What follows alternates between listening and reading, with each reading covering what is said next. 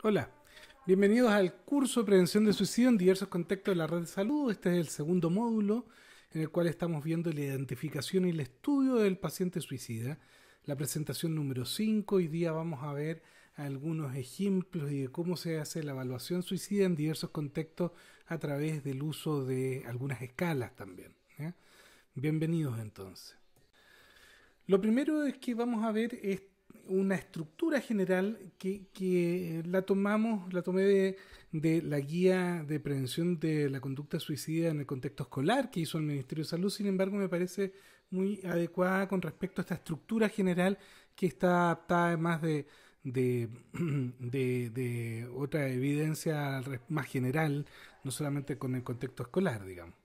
Esta estructura general parte primero con la generación de un contexto adecuado para la evaluación del suicidio, luego pasar a la evaluación propiamente tal, formal, con algunas preguntas claves que van dirigidas hacia la identificación del riesgo y pasando en tercer nivel a tomar acciones de medidas de cuidado sobre el paciente y finalmente en un cuarto nivel lograr hacer un seguimiento. Entonces, esa es la estructura general.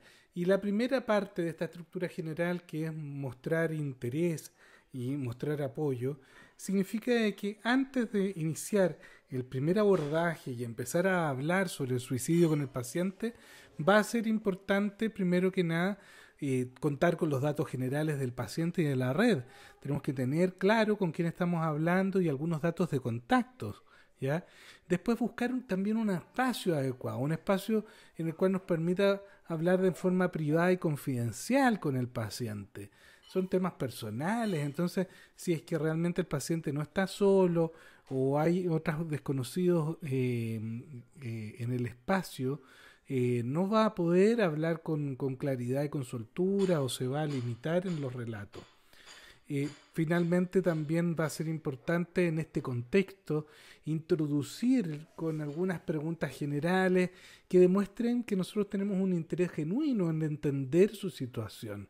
¿Ya? Es preguntas como por ejemplo cómo se ha estado sintiendo, si es que tiene algún problema personal o familiar por el cual está pasando, cómo se imagina que va a estar estos problemas en el futuro, cómo va a estar él en el futuro. Son preguntas de contexto primero que nos ayudan y nos allanan el camino para lo que viene a continuación. Y lo que viene a continuación es preguntar dirigidamente sobre el suicidio. Acá tenemos distintas encuestas. Tenemos la OCACHA, que está integrada en atención primaria, y esta que es la escala de Columbia, que es muy parecida también, pero que pregunta en forma un poquito más estructurada y que tiene bastante evidencia, por eso la señalo acá. Esta versión de la escala de Columbia es una versión adaptada para Chile, validada por sus creadores en Estados Unidos, en la Universidad de Columbia, para poder usarse en una versión que es un poquito más abreviada, como vemos, ya que sobre todo la segunda parte, digamos, es más breve, pero me parece muy adecuada para poder hacer screening. Eh, la vamos a ver en profundidad en unas presentaciones posteriores, pero señalar primero que esta escala pregunta primero las preguntas del 1 al 5 sobre las ideas suicidas, yendo mayor en profundidad. Parte desde ideas suicidas generales, como el deseo de estar muerto, pasando luego a preguntar en las preguntas 3 y 4 sobre ideas suicidas más claras, de deseos de un suicidio, digamos. ¿Ya? Y finalmente,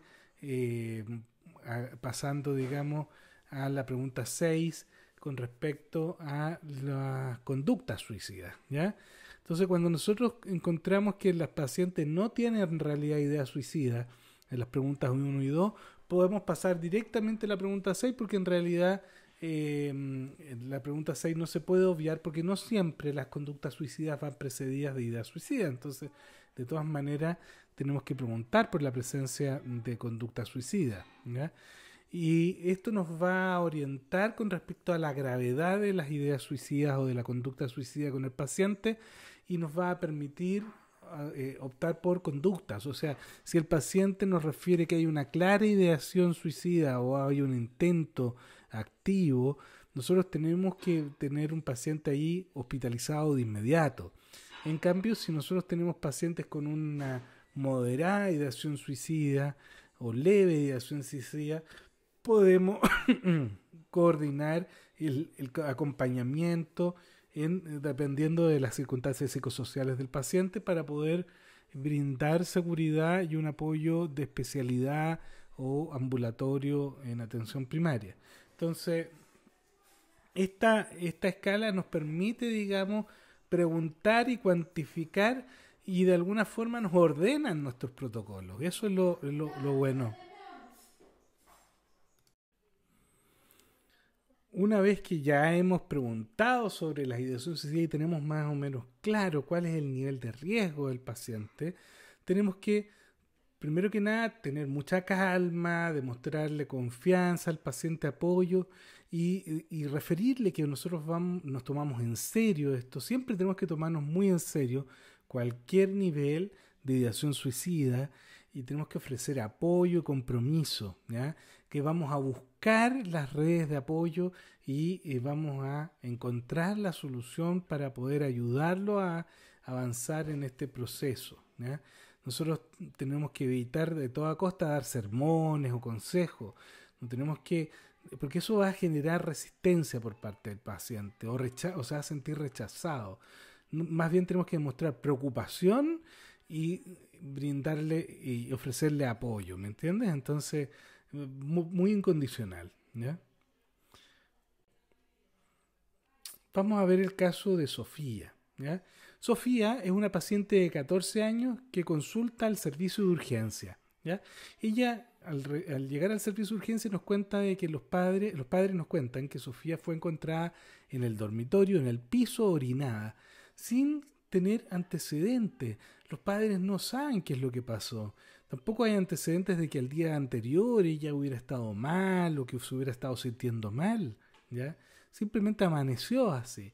Y Sofía, bastante confusa, además con evidente compromiso parcial de conciencia, ella refiere que no ha tomado medicamentos, según lo que les comentó a los papás, y que no sabe qué es lo que pasó.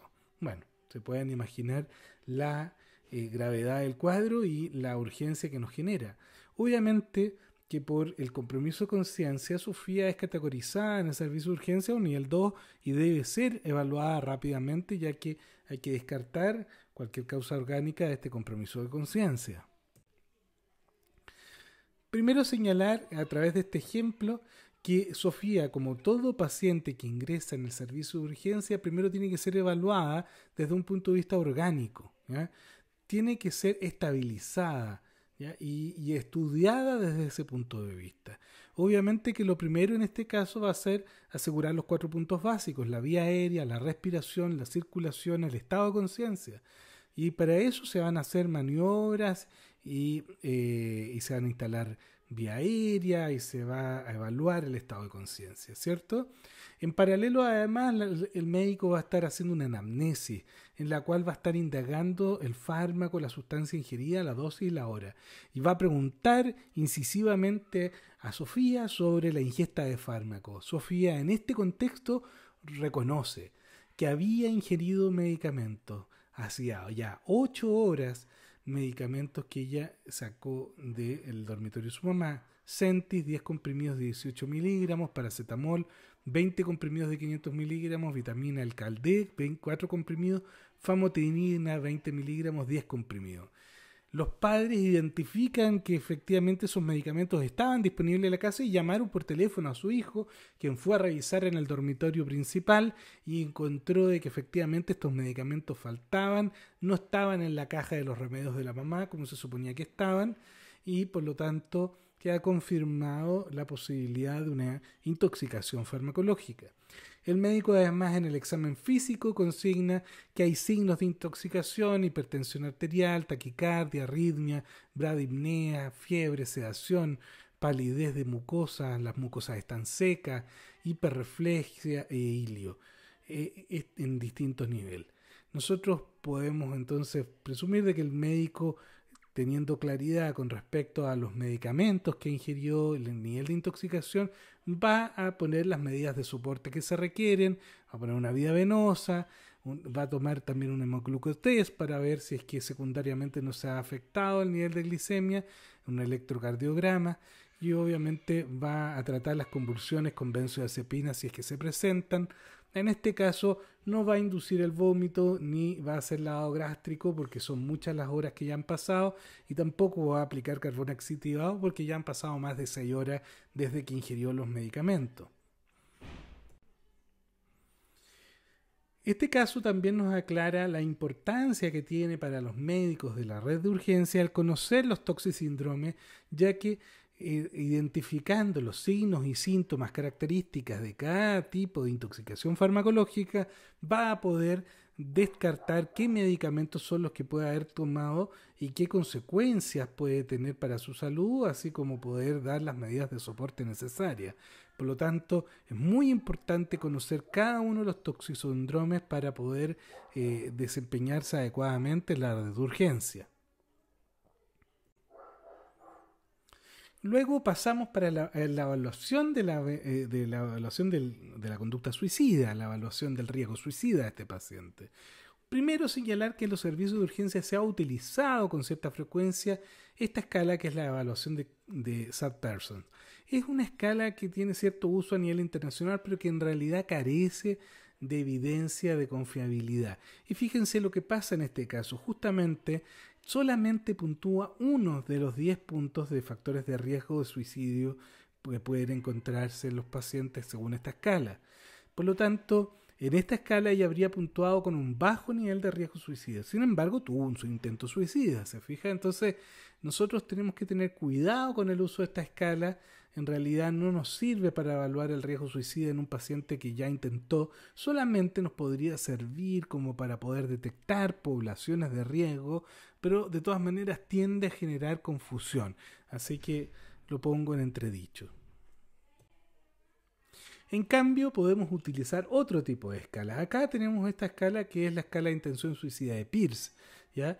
Que es una escala bastante breve, similar a otras escalas que vamos a ver a continuación también, como la de Beck, que también evalúan, digamos, un intento suicida ya realizado para poder evaluar si es que las circunstancias de este intento suicida fueron de riesgo, si es que el informe del paciente no está hablando de un intento de alto riesgo, o si es que nuestra evaluación, nuestra impresión general es que es de riesgo, y todo eso puntuar en un puntaje general que nos va a dar niveles de riesgo y por lo tanto nos va a dar un apoyo como para poder hacer, primero que nada, una entrevista más detallada, pero también para poder sostener nuestras conductas clínicas, para definir que efectivamente este paciente puede ser dado de alta en un seguimiento ambulatorio, o que este otro paciente en realidad, aunque no tengamos la disponibilidad de camas, tiene que ser hospitalizado. Entonces, aquí es donde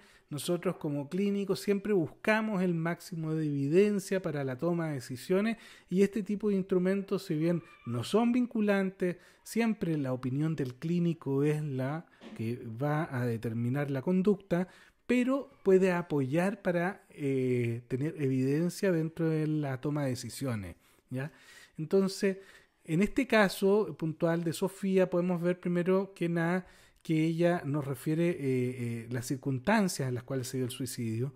Nadie estaba cerca cuando ella se tomó las pastillas, eso es grave. También escogió el lugar de tal manera que ella sabía que nadie la iba a interrumpir, es grave eso. También ella, si bien no cerró con llave su dormitorio, pero la cerró la puerta, lo cual es de una mediana gravedad. También ella reconoce que no contactó a nadie para pedir ayuda, eso es grave. Ella tuvo un plan, o sea, ella al preguntar en esta etapa, al preguntarle más detalladamente cómo fue, ella nos refiere que en realidad ella se sintió mal, como una hora antes de tomarse las pastillas, buscó en internet información sobre qué medicamentos podía tomar para intoxicarse y morir.